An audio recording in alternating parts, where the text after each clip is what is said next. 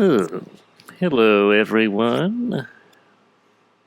This is Jimmy Cultist back again with another Kaiju sculpting video.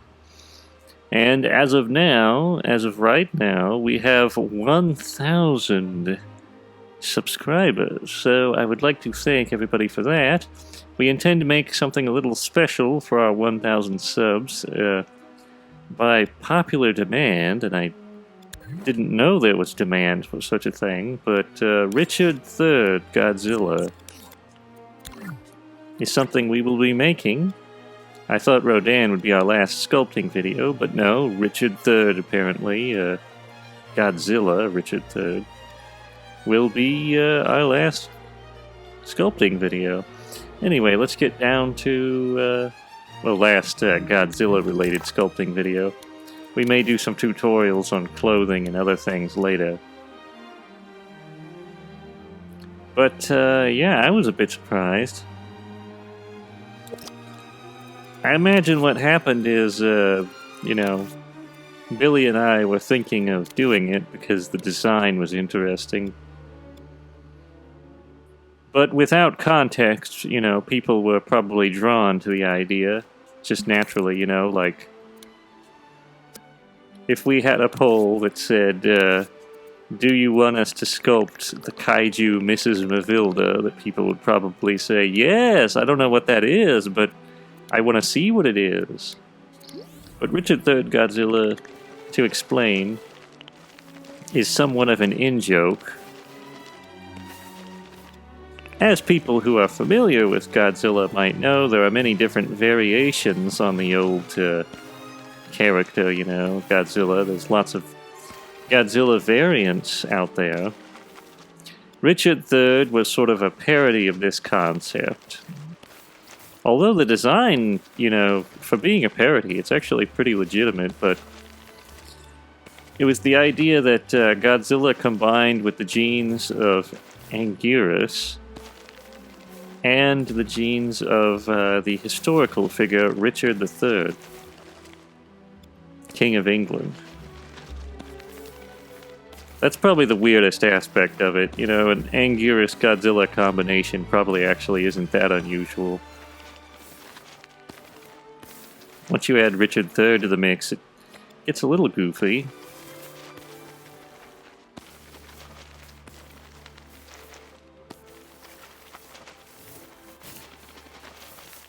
But yeah, we're gonna make him, so... that's different. Hopefully everybody likes Richard III. I thought the design was really good, so it was worthwhile to suggest. Billy has designed actually several special kaiju that may or may not see the light of day. For instance, he designed a combination of Godzilla and Gamera called Gamilla.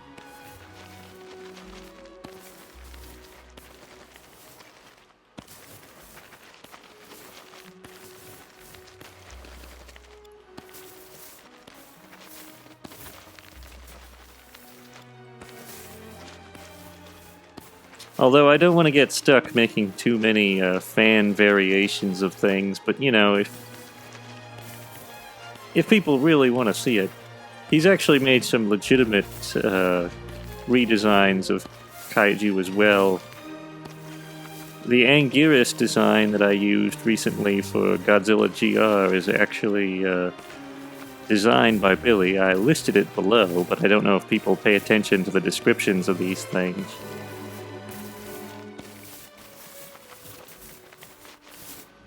I believe he will also be redesigning Jet Jaguar if he's feeling up to it, but we'll have to see. He's actually pretty good at it. Something about Billy and giant monsters, he just knows how to do that. I think I'm a lot better myself at terrestrial, like normal-sized things. I don't know. I'm better at normal-sized monsters than giant monsters. Although I can occasionally put out some good ones, I was very satisfied with the recent Gigan I created.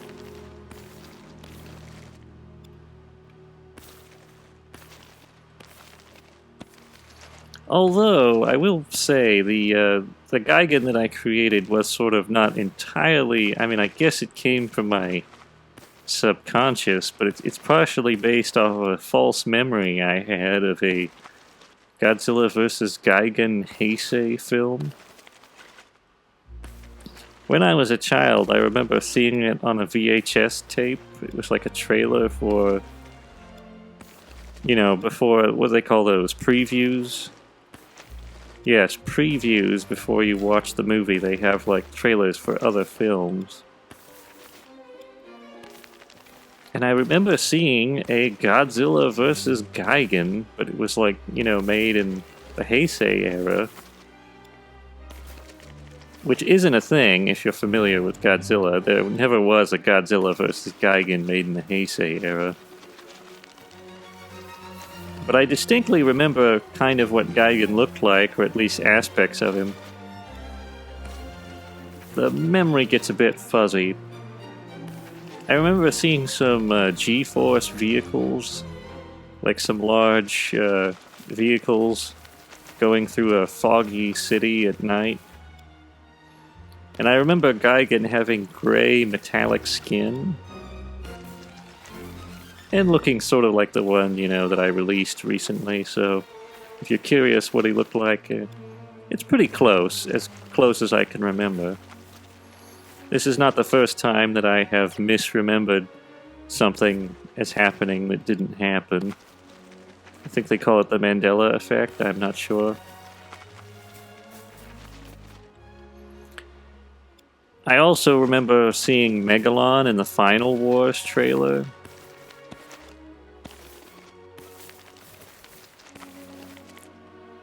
And Megalon didn't actually show up in Final Wars, so that's kind of weird. But I remember what he looked like. He looked very different from regular Megalon. Almost unrecognizable, I would say, other than the fact that he was a beetle.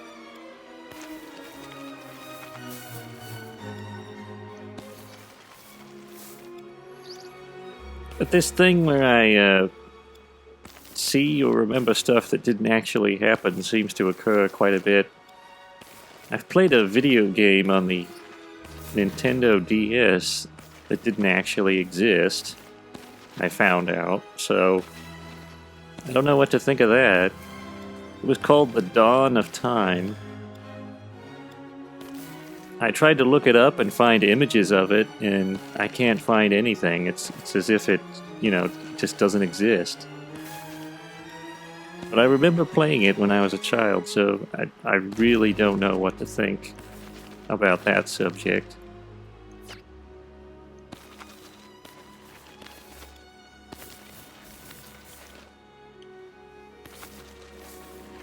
I suppose there's theories that sometimes people, they cross between dimensions or whatever, parallel universes. I don't really believe in that sort of thing, or at least I don't see any evidence of such a thing being true.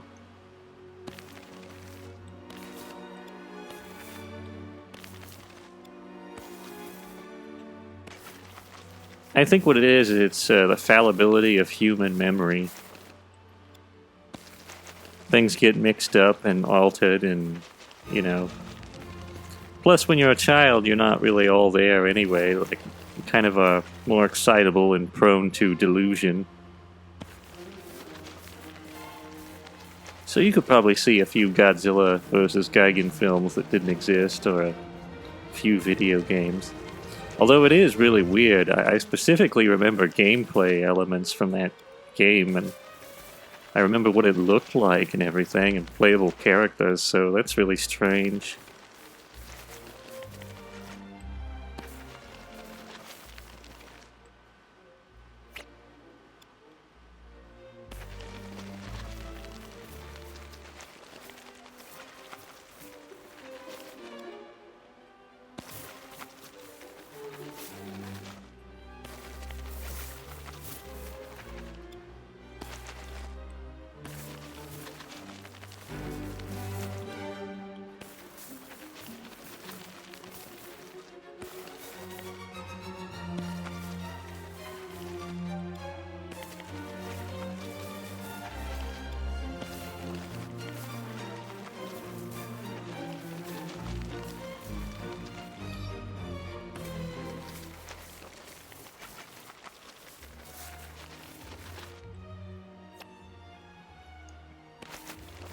I honestly wouldn't mind if, you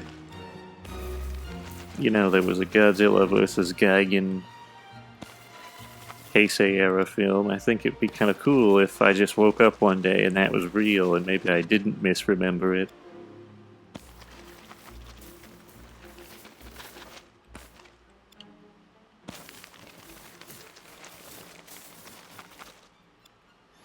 Then again, if such a thing were real, I would be ripping off the design.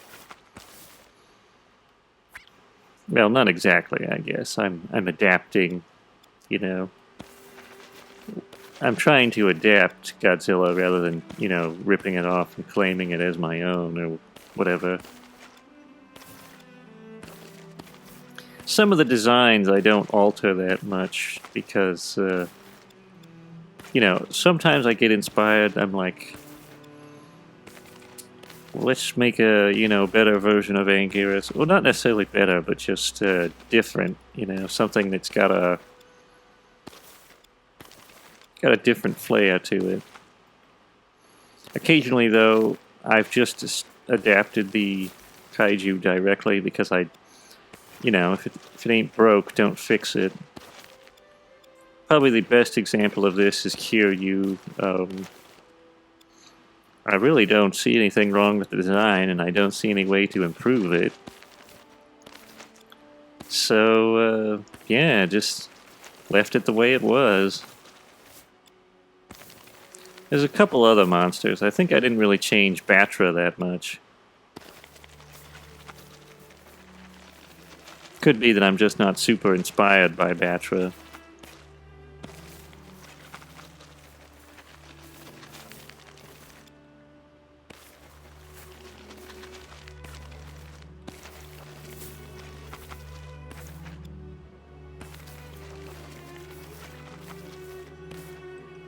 Batra is just a big moth, after all. I mean,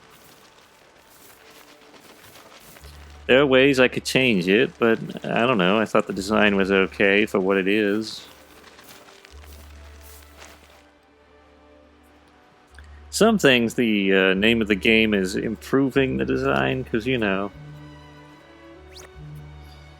I think there are certain monsters that have very strong designs. For instance, Megalon has a good design, but because of the time in which it was created, you know, the suit perhaps is not as good as it could be, and things of that nature. But the overall idea is very solid, so I might, you know, mess around with that a bit.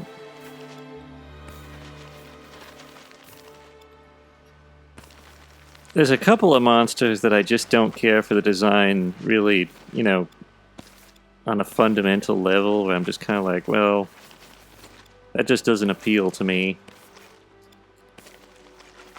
at all. I try to be diplomatic about those sort of things, you know. Learn to appreciate what you don't appreciate. Probably Muto is the best example of this. I don't hate the design, but I don't really find it interesting. Most of the Legendary Pictures stuff is like that. It's just kind of, eh. They did okay on their Rodan and Ghidorah designs, and I think the Godzilla design is very good. I don't like their Mothra design, but that's just me.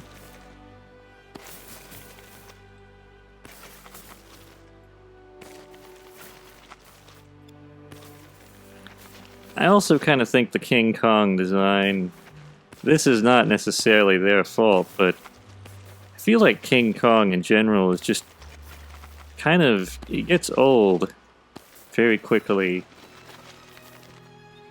It's just like, well, we're gonna have Godzilla fight King Kong again, or whatever. What are we gonna do to make, you know, adapt King Kong? It's like, well, he's an ape.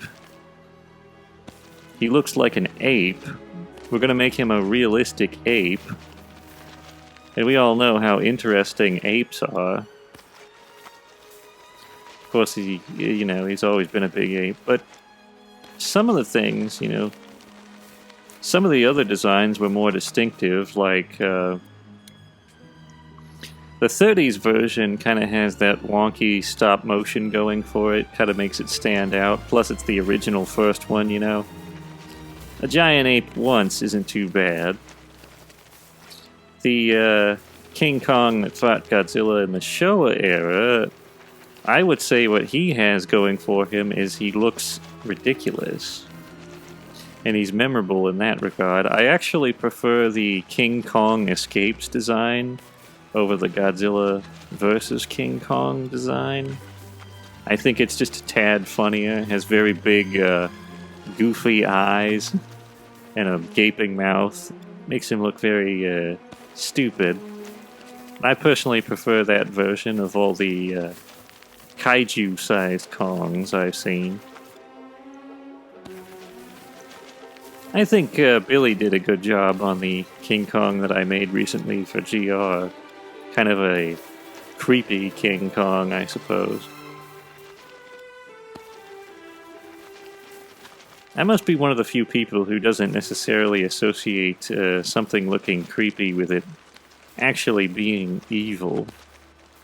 Like, if a monster in Godzilla looks creepy, I don't necessarily think that means it's actually evil.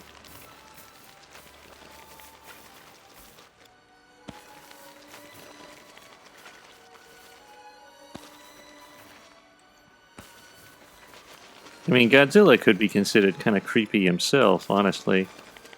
Although they tend to make the good ones more friendly looking, but you don't have to. You could have Godzilla look creepy and have it be good. It's not necessarily always necessary, you know, to make him look good when he's good.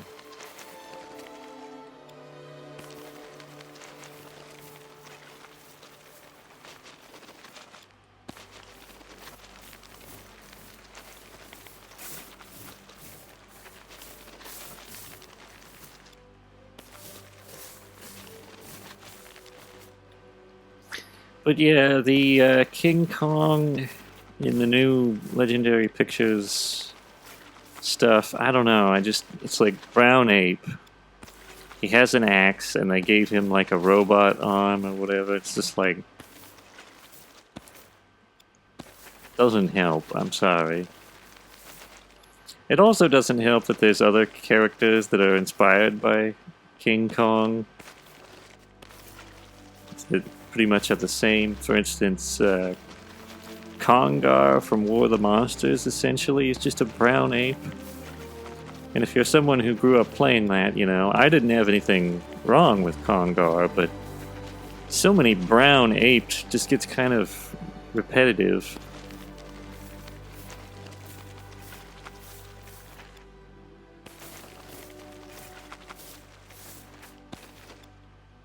I don't think, though, that most moviegoers who go and see Godzilla vs. King Kong, New Empire, or whatever, have actually played War of the Monsters, so the likelihood that they're burnt out on brown apes is probably slightly less so than myself.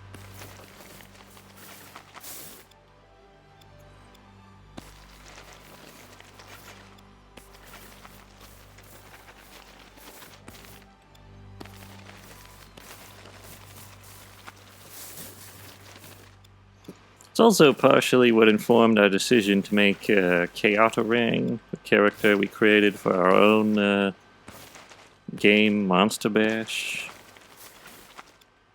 Billy decided to make him more of an orangutan character, because that's not really done a lot. I don't see too many King Kong orangutans, really. He is heavily inspired by King Kong, of course, though, you know, ape-like, large. Doesn't really have the penchant for ladies that King Kong has, but you know, we can innovate a little bit.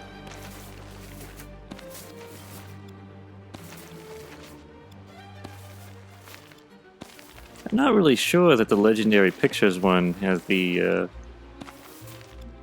thing where he chases women around. I don't know if that's a thing.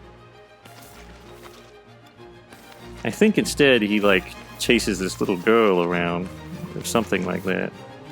Which sounds really bad, actually, now that I think about it. But I think it's like a, you know, sort of like a big doggy kind of thing. It's not that It's not the, you know, the way it sounds.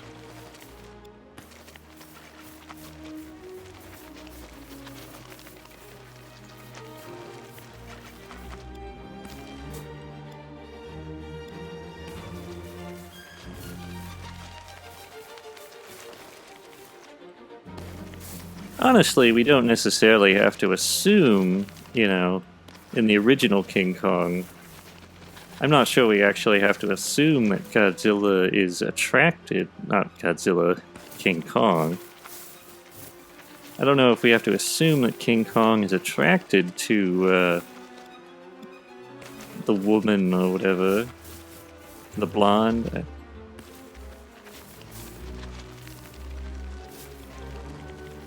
Fay Ray, I think that's the actress's name. I don't remember the character's name.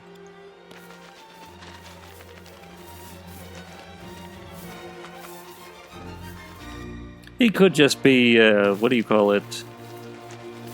You know, it's kind of like your favorite chew toy. Doesn't mean he necessarily has emotional attachment outside of that, you know.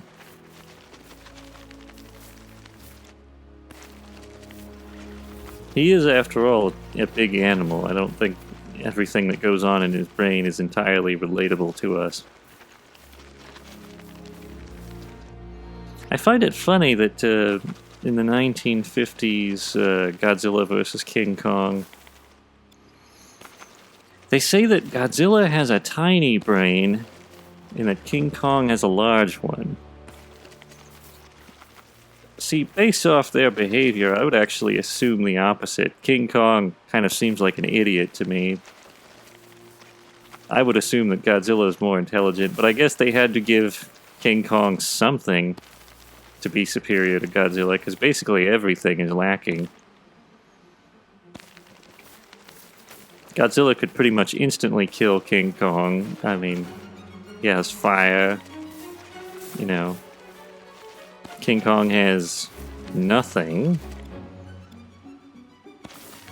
He's just a big brown naked ape. It's like, what exactly could he do? But in the American version, they gave him a big brain to think big thoughts. And they implied that Godzilla is actually an idiot, which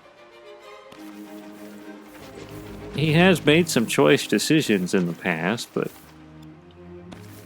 I don't know if I would necessarily categorize him as small-brained, especially when compared to Kong. I mean, both of them seem like equally stupid, you know, moronic people, especially in that movie.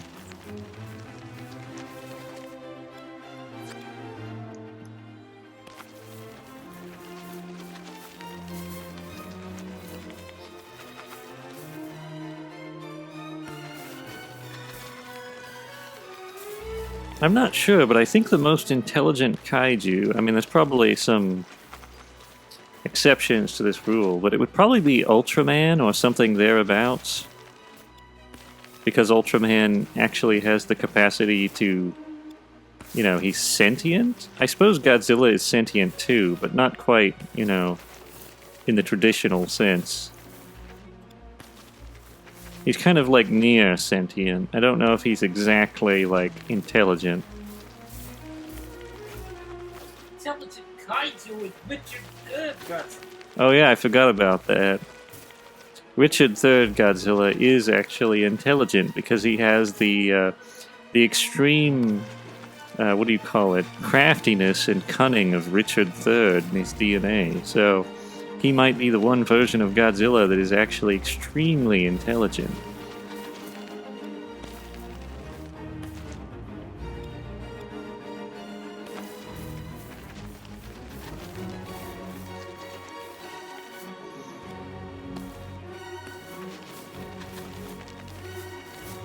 Now, some people might say, well, wouldn't it have been better if you wanted to make an intelligent Godzilla? Wouldn't it have been better to use genes from Einstein? You know, something like that, because he's very smart. Well, I would tend to disagree. I actually think Einstein actually isn't that smart. It's my personal opinion. opinion. I believe he's a hack, but that's just me, you know. I have a different perspective on that subject. I think his theories are mostly just projectionist drivel with very little behind them in the way of concrete evidence. I think it's also holding back human development because a lot of his theories tell you you can't do things and people believe it, so they don't try to do those things. Like, they don't think you can go faster than light because Einstein said so, and he made some nice math equations that look good on the blackboard.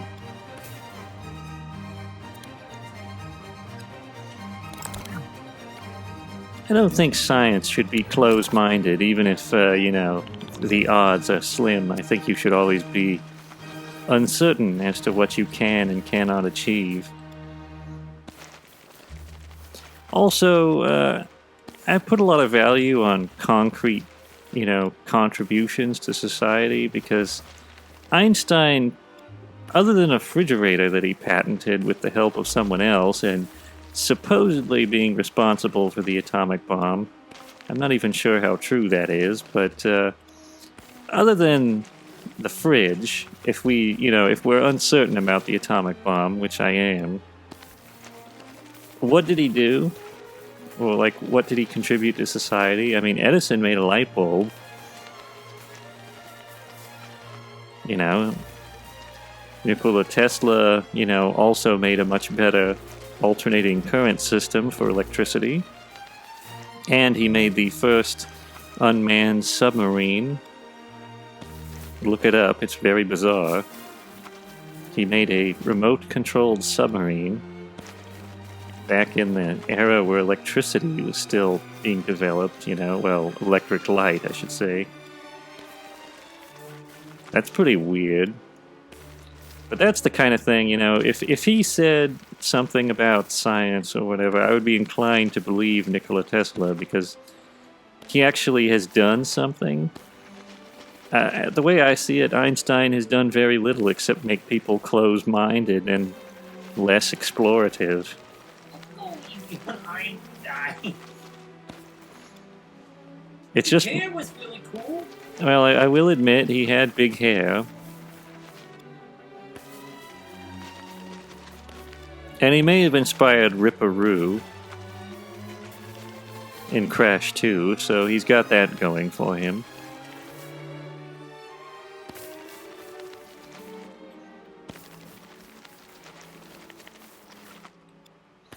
He also supplied a really big crystal bomb to the protagonist of Dungeon Master. So, Einstein has done a few good things.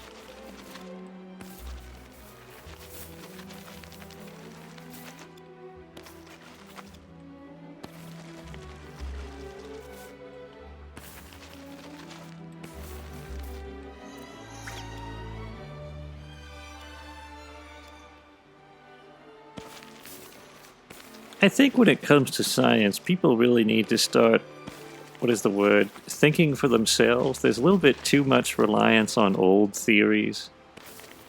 If they don't try new things out, just for the sake of trying, you know? It doesn't even have to work. It's okay to ponder things, you know? There seems to be this assumption that once somebody of great scientific renown says something, you can never question it. Or, you know, it's like, well, we've done the study. Conclusively, no one can question what Einstein says, or whatever. It's like, no, we can question this forever and ever, as long as we want to, because it's science. Science is ever-changing and based off of evidence. When you have new information, you've got to check the old theories. Nothing is set in stone. There is theory and there is hypothesis. And a theory, while it is more stable than a hypothesis, it's still not 100%. If you say, when you go into water, you will always be wet. This is probably true 90% of the time. However, there may be rare conditions in which you enter the water and you will not get wet. And it might require some special, situation. Maybe it's not normal. Most of the time if you go out, you're going to get wet if you walk in the water under any normal circumstance. But the abnormal is always present, or at least the possibility of the abnormal.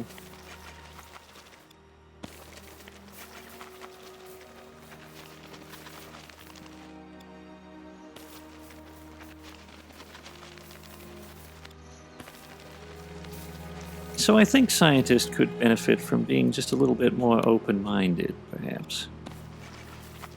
Of course, people would say, you're not a scientist. Anyone could be a scientist, though, couldn't they? The people who are scientists, all they did was study really hard and put on a lab coat. There's nothing different, really, besides that. They're basically just like us. They are equally fallible. And also equally, they have an equal amount of potential.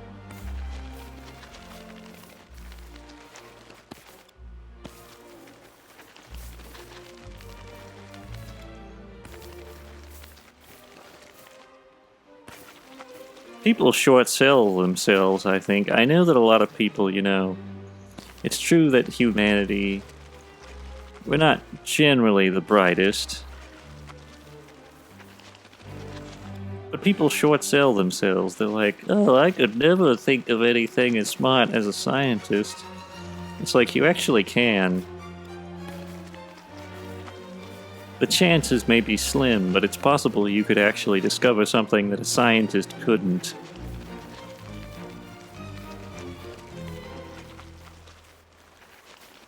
They do not own a monopoly on discovery and ingenuity.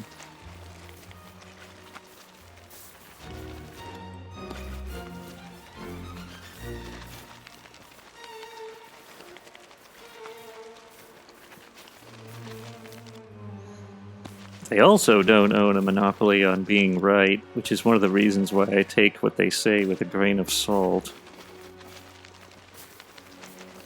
Anybody can be wrong. Doesn't matter how prestigious they are. I mean, if you look at ancient people like Plato and such, they were considered very smart for their time, and they said things like animals could spontaneously be birthed out of the mud and such. And now we think that's really stupid, and we're like, why did anyone believe that? It's like, well, because they thought Plato was too smart to fail. Plato would never come up with something stupid. I actually don't know if that's Plato. It might have been Socrates. I might be misremembering. It was one of those Greek people.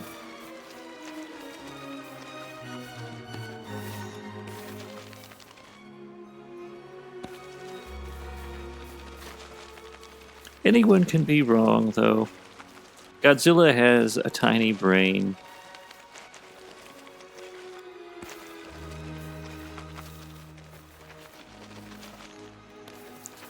I do, speaking of the subject of King Kong and Godzilla, I actually like the Peter Jackson version of King Kong the best. Both the design and the movie, which is a controversial opinion.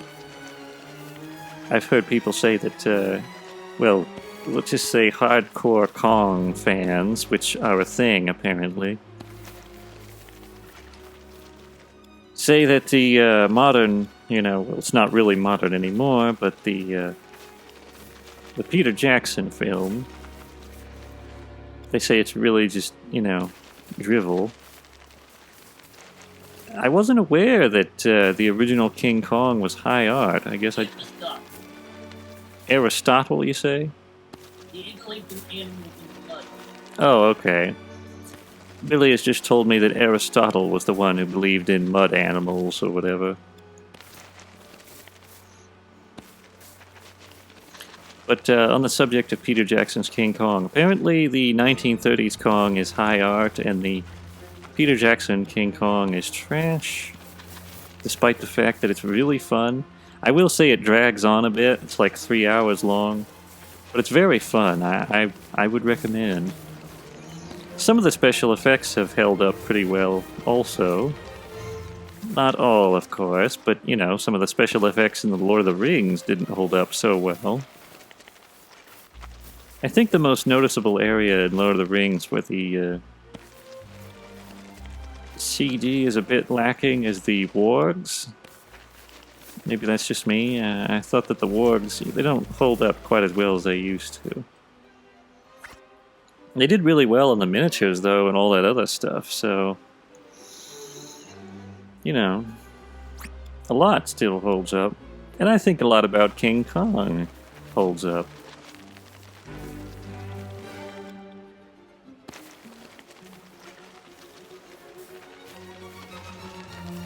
I'm not sure when Peter Jackson made the King Kong movie. 2006, I think? I'm not able to remember.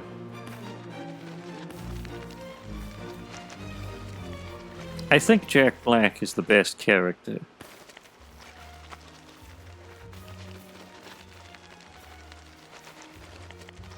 That's just me.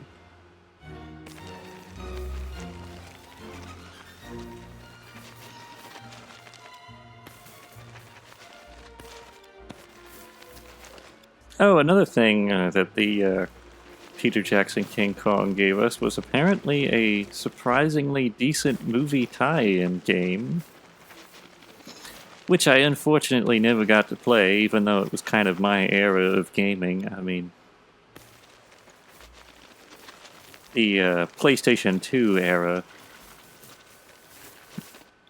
It's pretty much when I got the most, you know, experience with games. I kind of came in on the tail end of the PS1.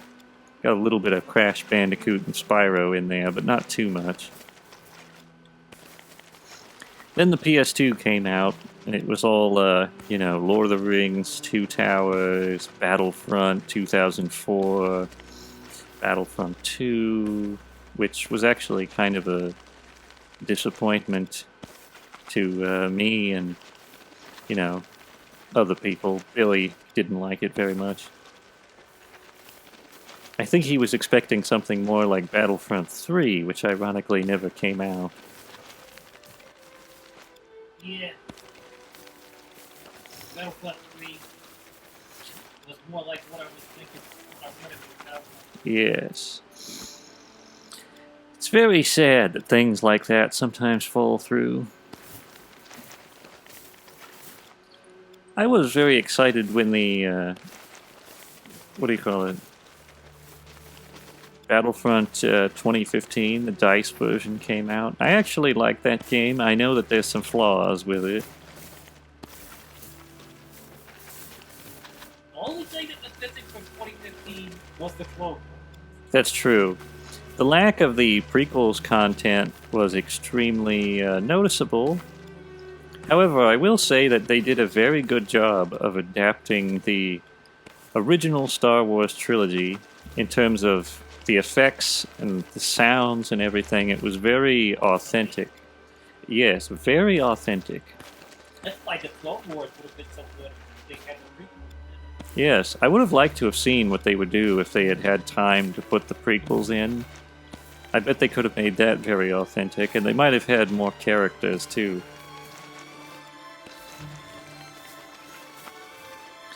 I think Battlefront 2, at least the DICE version, while it's not entirely bad, it has good things. Some people actually say it's better than 2015, and I enjoyed it slightly less, but I do think it has some good things about it, again. And there was a lot of controversy surrounding both games, but primarily 2 had the biggest controversy, which was the whole loot box thing. Which, I understand why people don't like that. I personally have always been indifferent to loot boxes. I don't really know why, but I'm not really tempted to buy loot boxes. Like, just because they're on offer, I don't really ever want to buy them, and I'm kind of like, well, that's for rich people and people who actually, you know, care that much. I've never also found that the special perks really help that much. In video games, well, there are perks that can, you know, maybe there's some really egregious examples of this. I don't think Battlefront 2 is it. There are some perks that can allow you to absolutely annihilate the enemy in video games and maybe make it really easy. Battlefront 2, just, I don't know, the perks didn't seem to help that much because I fought people with the perks. And they still lost. Probably because they were, you know, not very good at the game. Not that I was great at the game, but I was probably better than they were. I mean, some people, it's kind of like walking is the challenge. I don't know exactly how this happens. At least they're having fun, though. But I liked Battlefront 2 in some regards. I liked the heroes versus villains mode. It was kind of neat. A little bit cooler than Battlefront 2015's. At least it had more heroes and kind of felt a little less... I don't know. There was something about the other one that was kind of clunky. I can't really remember what it was. Maybe it was the targeting system?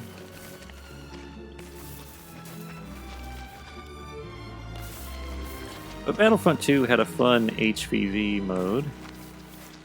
And they added the Clone Wars, which was cool. They did a really good job on certain locations like Kashyyyk and what are the other places?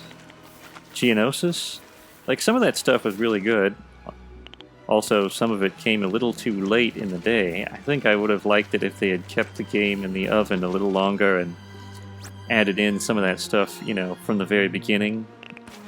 It was a little annoying that we had to wait for it all to get dragged out so long. Also, I would have... This is a personal preference, but I would have preferred if they had just skipped the Solo DLC that was tied in with the Solo movie. It wasn't that interesting. They didn't add any new, like, units. They added a new map, which I guess is cool, but it's kind of just a boring, you know, sinkhole. I guess it's okay. I mean, I don't want to be too harsh on it, but they also added Han Solo skins that don't sound or look like Han Solo. I mean, even if you're a fan of that movie, you got to admit that guy really doesn't really give off the Han vibes.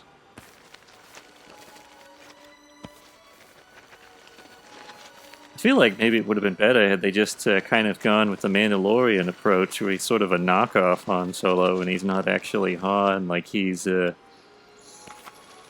don't know, Jimmy Bob or something. Dash Rendar, maybe? Although, to be honest, the only person who could play Dash Rendar is Reb Brown in his prime. Dash Rendar was built like a couch. Very thick individual. Very muscly.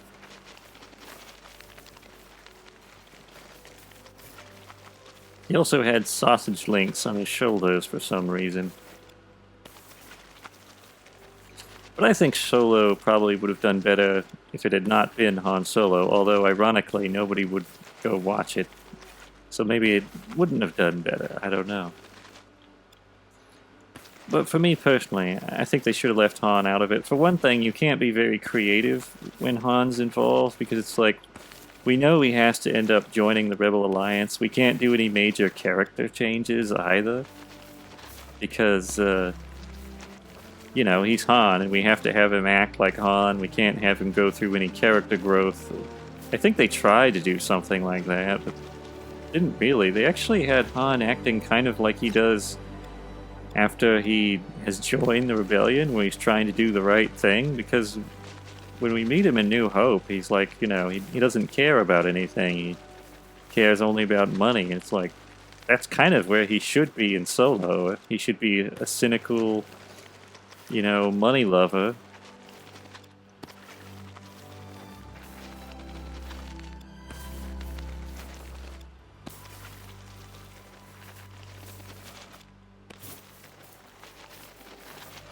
Yeah, they just should have had an original character.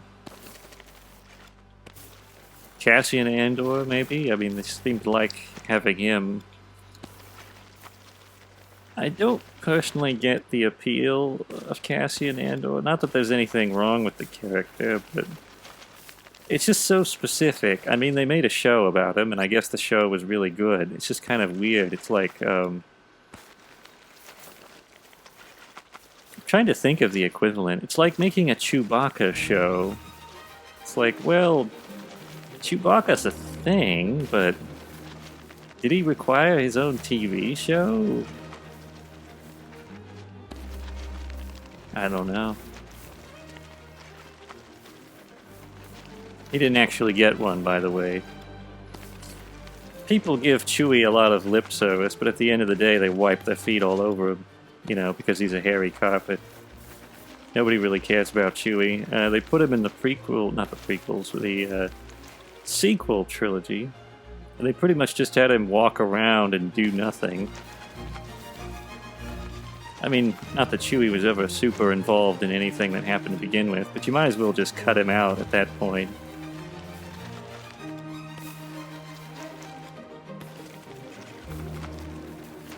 I think it's got to do with iconography. It's like,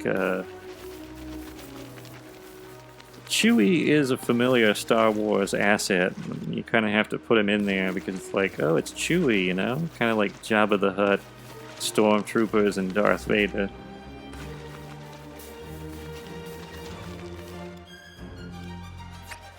I'll tell you what, though, Chewie, he certainly gets a lot more respect than some of the others. Feels like Stormtroopers, despite their, you know, iconic, you know, look, they really don't get very good shakes in any Star Wars show. They're kind of like, what is the word? They've become a parody of themselves at this point. They don't really even resemble... I mean, I know that people make fun of the original trilogy and how Stormtroopers can't hit anything, but it was discernible that Stormtroopers had brains in the original trilogy. They could think. They had frontal lobes. There's a level at which you kind of like... you know, you're beating a dead horse. And who wants to watch that? I mean, you know, like, Stormtroopers, they're the villains. They're kind of supposed to be the threat. If they're that pathetic, do you really even care anymore? You know, it's kind of like the Mandalorian or whoever. He beats up tons of them. It's like, well... would we feel the same way if he went into an old folks' home and beat up a bunch of people there? Would that be really cool? Because that's the equivalent. Stormtroopers are as disabled as the elderly at this point. And I don't think that's cool. I think I would much rather see the Mandalorian fight, you know, worthy opponents. And that way I could be like, oh, look at that. He's really good because he's taking out those. I guess the Dark Troopers were kind of like that, but even they were sort of stale. By the way, those things are not Dark Troopers. If you know anything about Dark Troopers, it's like, not even close. Dark Troopers in name only.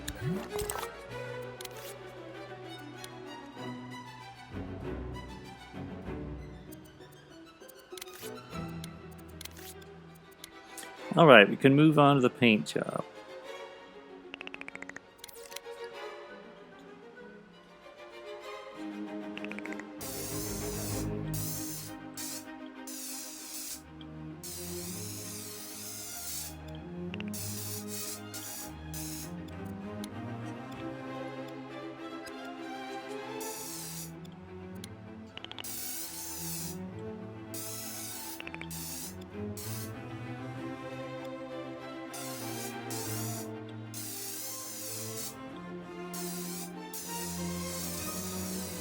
Yeah, I don't know. Star Wars just isn't my thing at the moment. At least not the new stuff.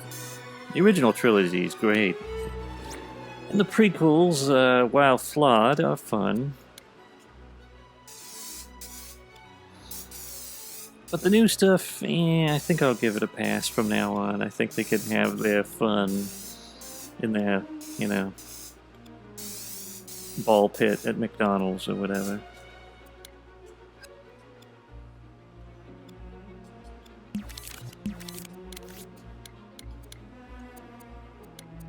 I guess it's somewhat controversial to criticize Star Wars for some reason.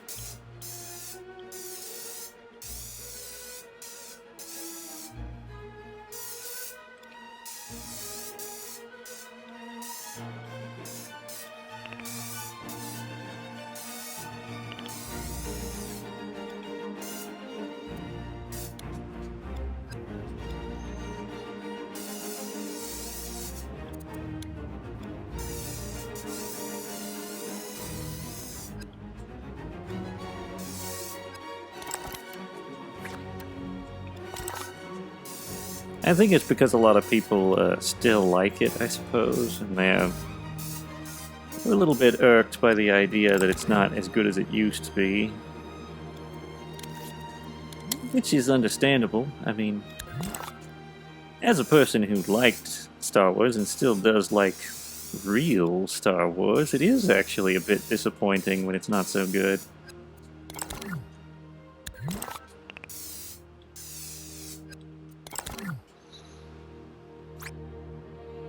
I think George Lucas, for all his faults, is kind of the essence of Star Wars. I know people think you can just, you know, hand this stuff off to anybody and they'll do just as good or better. It's like, oh, George, he makes all sorts of stupid decisions. It's like, well, maybe selling it definitely was a stupid decision, but at the end of the day, I think the author sometimes has insight that, like, is not to be underestimated.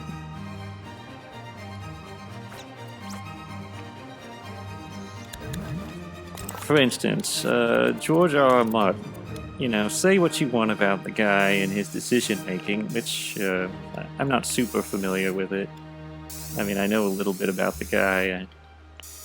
He worked on Elden Ring and made Game of Thrones or whatever, but I would not assume that someone could be like, well, I can do Game of Thrones better than George R.R. Martin. It's like, that's a big boast there. The guy who created it, you can do it better than he can?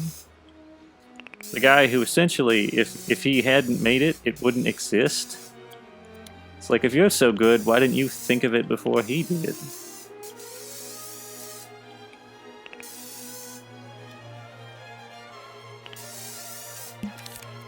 I don't think people think this stuff through very much. They're like, oh, it's easy to make Star Wars. It's like, oh yeah? How come you didn't make it?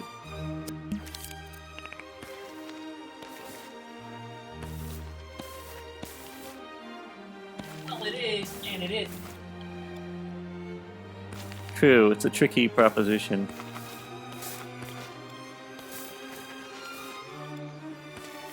Anyone could have made Star Wars, but someone specific did. So there is some nuance to that, I suppose.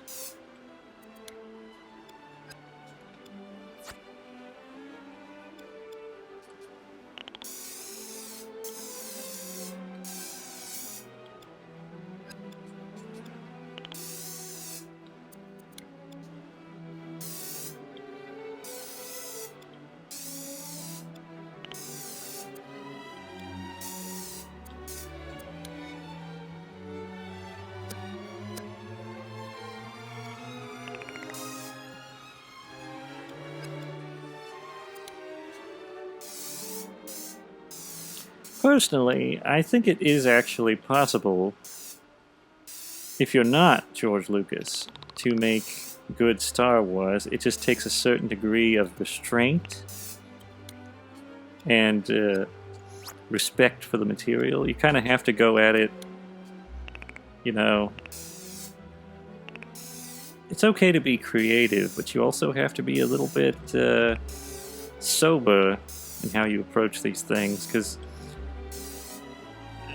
as a person who's tried to adapt stuff myself to varying degrees of success, like I made a War of the Worlds adaptation,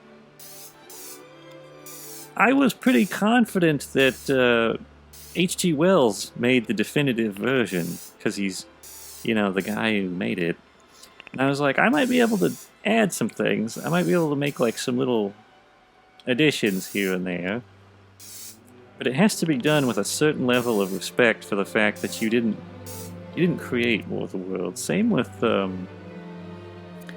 H.G. Wells, not H.G. Wells. Same with Godzilla. Actually, it's like at the end of the day, I might make some interesting additions to Godzilla, story-wise or design-wise for some of the things, but I will never be the person who originated that thing, and that person deserves a certain degree of respect, and their vision for the thing, like what they thought it was, deserves a certain degree of respect.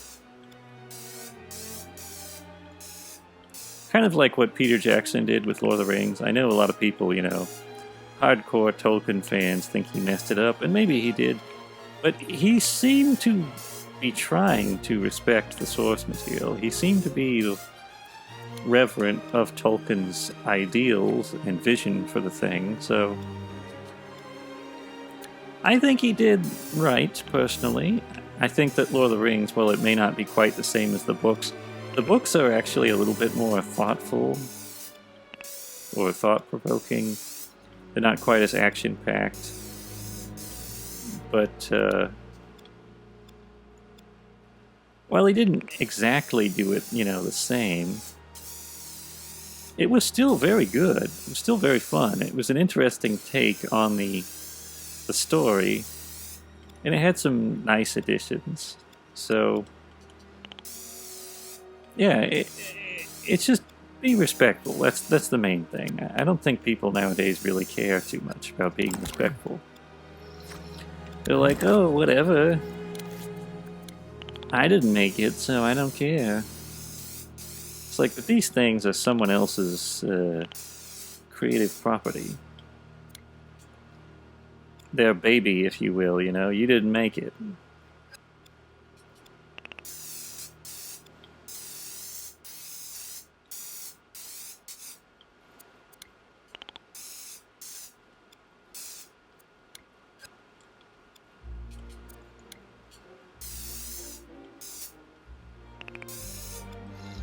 I do understand the urge to be creative with things because, you know, making things the same way does get boring.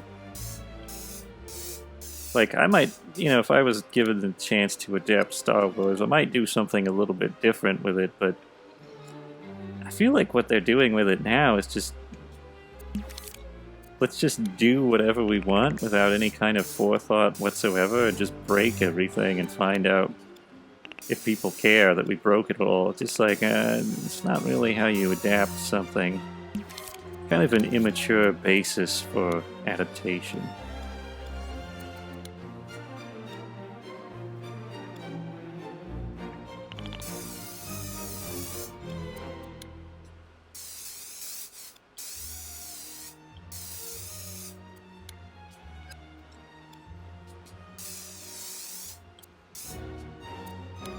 That's really the impression I get. It's not even so much that Star Wars is so hard to adapt, it's just that the people who are doing it don't seem very talented.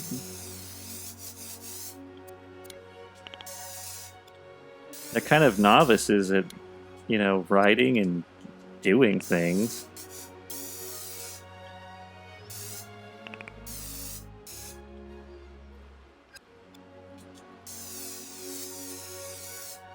Doing things. They're novices at doing things. They have trouble wiping, you know.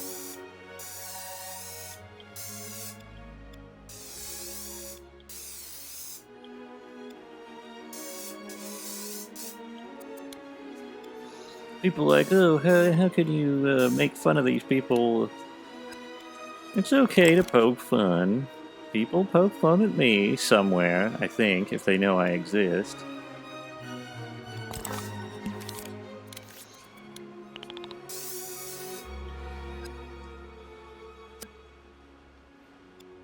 Well, I think Rodan's actually done. Which, is lucky because we're pretty much out of time. But stay tuned for Richard III Godzilla, I guess. And thanks for watching this long if you stuck around to the final part of Rodan's construction. Here are the names of all of our lovely cult supporters. Many thanks to all of you. If you'd like to get your name in those credits, check the link in the description and head over to our Ko-fi. You can become a cultist neophyte to become credited at the end of our video, or you can become an acolyte to gain early access to videos in addition to credit. Now, if you aren't in the mood for membership, you can always leave a one-time tip. If you enjoyed this video and are not already subscribed, consider hitting the subscribe button down below. And maybe give us a quick like, both options are free. Also, don't forget to ring the notification bell so you will always be notified when new videos come out. If you have any thoughts, questions, or suggestions, leave them in the comments section. Or if you just want to let out your pent-up rage, give us some smack talk. Until next time, goodbye.